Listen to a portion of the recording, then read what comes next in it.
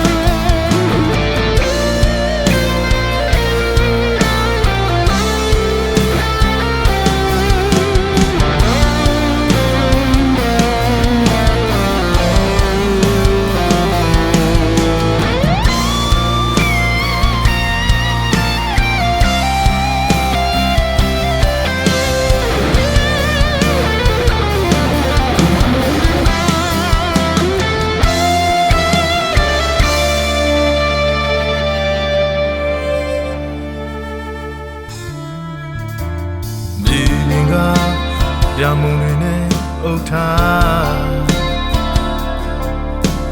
ရင်ကျင်းမူက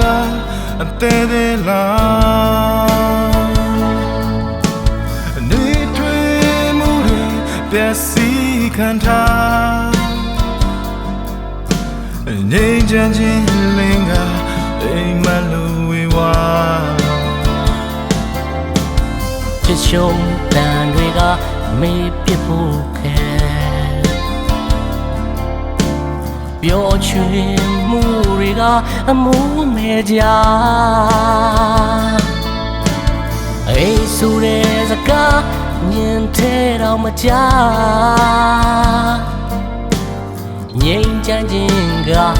လူမျိုးလို့ပြတ်သွားဘာကင်အလောင်းမိခင်မျက်ရည်အိမ်မနဲ့ຫນွေတဲ့ကလေးကိုတန်းကြောင်တကားတွေပဲ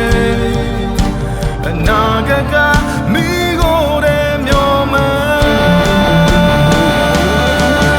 အစာရှိပေမဲ့အစောမသိတဲ့စစ်ပွဲတစ်ခုအသက်တစ်ခုဆိုတာပြီးဆုံးသွားရင်တန်တရားရဲ့လား